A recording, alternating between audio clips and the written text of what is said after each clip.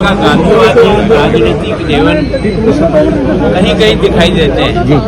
मैं से श्री लक्ष्मीकांत चावला है। मैंने इनके बारे में जब भी यहाँ आकर के जो सुना है, मैं सोचता हूँ उस राजनीति में इतना पवित्रता रखना और जनता के लिए आज भी इस उम्र में भी मैं यहाँ जब भी आता हूँ तब इनका 4-5 ज्ञापन तैयार रहते हैं जी। मतलब पब्लिक की हर समस्या से ये आज भी जुड़ी रहती है और कोशिश करती है कि उनको किसी तरह से सहायता मिल सके।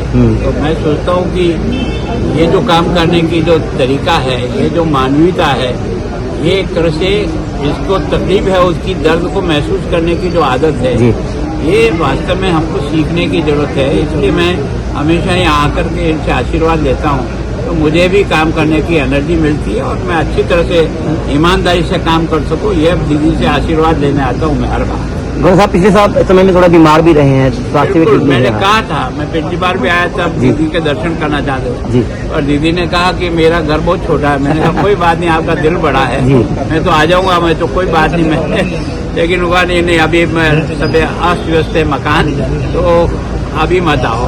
तो आज पता नहीं दीदी ने मेरे को परमिशन दे दी तो मैं बहुत भाग्यशाली हूँ। आपने पहले परमिशन ली फोन पे? 100%।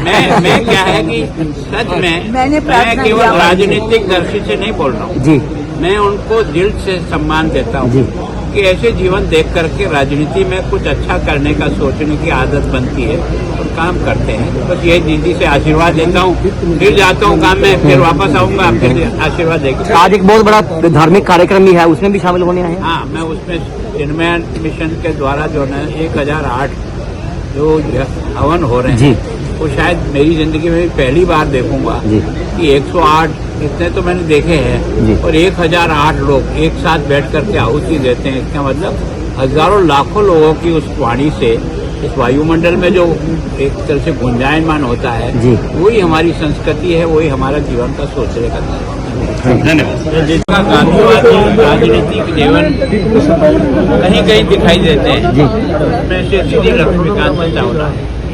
मैंने इनके बारे में जब भी यहाँ आकर के जो सुना है, मैं सोचता हूँ उस राजनीति में इतना पवित्रता रखना और जनता के लिए आज भी इस उम्र में भी मैं यहाँ जब भी आता हूँ तब इनका 4-5 ज्ञापन तैयार रहते हैं जी। मतलब पब्लिक की हर समस्या से ये आज भी जुड़ी रहती है और कोशिश करती है कि उनको किसी तरह से सहायता मिल सके। तो मैं सोचता हूँ कि ये जो काम करने की जो तरीका है, ये जो मानवीयता है, ये एक तरह से जिसको तकलीफ है उसकी दर्द को महसूस करने की जो आदत है, ये वास्तव में हमको सीखने की जरूरत है। इसलिए मैं हमेशा यहाँ आकर के इनसे आशीर्वाद लेता हूँ तो मुझे भी काम करने की एनर्जी मिलती है और मैं अच्छी तरह से ईमानदारी से काम कर सकूँ। ये दीदी से आशीर्वाद लेने आता हूँ मैं हर बार। गौरव साहब पिछले समय में थोड़ा बीमार भी रहे हैं, स्वास्थ्य मैंने कहा था, मैं पिछली बार भी आया था, दीदी के दर्शन करना चाहते थे और दीदी ने कहा कि मेरा घर बहुत छोटा है। मैंने कहा कोई बात नहीं, आपका दिल बड़ा है, मैं तो आ जाऊंगा, मैं तो कोई बात नहीं। मैं लेकिन हुआ नहीं, अभी मैं सब अस्त व्यस्त है मकान, तो अभी मत आओ। तो आज पता नहीं दीदी ने मेरे को परमिशन दे दी तो मैं बहुत भाग्यशाली हूँ। आपने पहले परमिशन ली फोन पे? 100%।